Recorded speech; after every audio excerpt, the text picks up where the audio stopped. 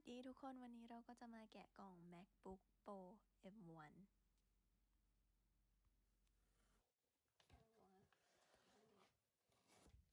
เก็บโอ้ก็คือในกล่องก็มีกันกระ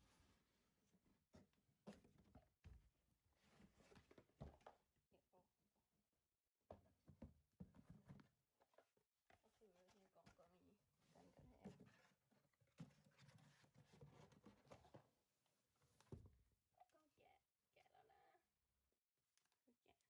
ให้เห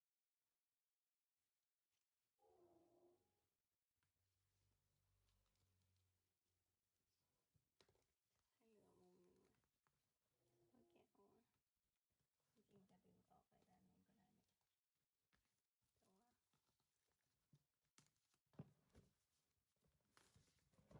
อมุมหนึ่งเลยก็แกะออกมาจริงๆจะดึงต่อไปด้า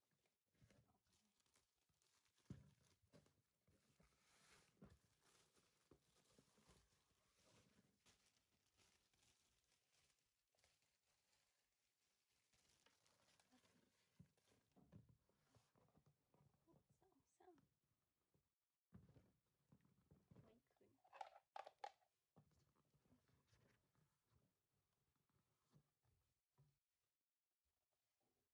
ก็ได้เนี่ยแต่ว่าออกซ้ำไม่ขึ้นกล่องก็ได้อยู่เครื่อง MacBook Pro M1 ฝั่งนี้มี2 พอร์ตแล้วฝั่งนี้ก็มีรูหู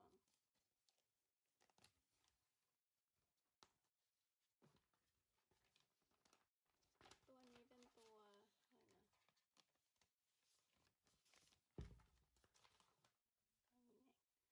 แล้วก็มีสายชาร์จก็มีแอปเปิลที่ดีไซน์ในแคลิฟอร์เนียแล้วก็สายชาร์จเดี๋ยวค่อยหลักๆอันนี้ไม่ได้วางบนโต๊ะเลยเปิดฝานี่สิกระดาษข้างบนเปิดยังไงเลือกเป็นภาษาอังกฤษก่อนเนาะจะแค่จองง่ายๆก็ไทยแลนด์มัน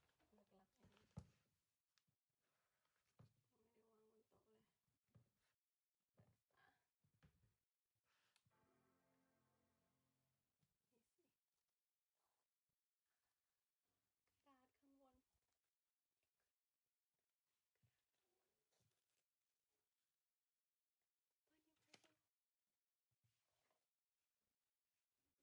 ม่ไปทำไมจิ้มยากจังก็จิ้มcontinue prefer language English and Thai and dictation then English customize setting ก่อนเลยแล้วกันเลือกว่าเอาอะไรดี prefer language English ก็ได้โอเคcontinueมีอังกฤษก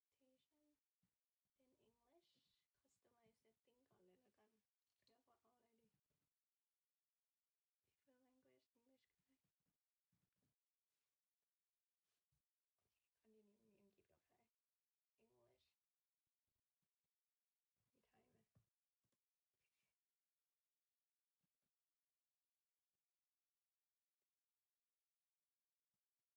ย English มีไทยไหมไม่นาวแล้วกันนี่ก็คือ transfer ข้อมูลได้นาวแล้วใส่พาสเวิร์ดของ Apple ID จากเครื่องอื่นถ้ามี Apple device แบบ iPad หรืออะไรพาสเวิร์ดเสร็จมันก็จะขึ้นว่า verifying อะไรเงี้ยก็ต้องกด term condition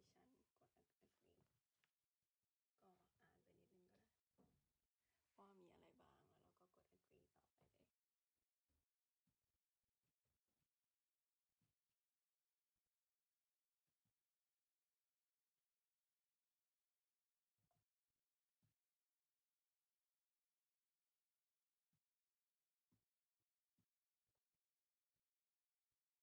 ล้วเราก็กด agree ต่อไปเลย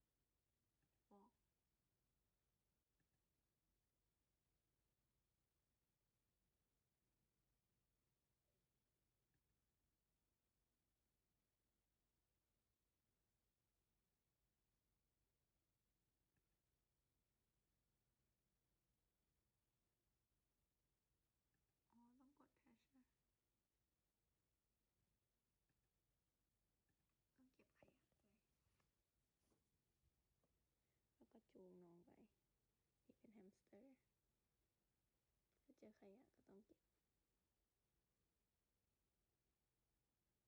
จูงด้านนี้ก็ได้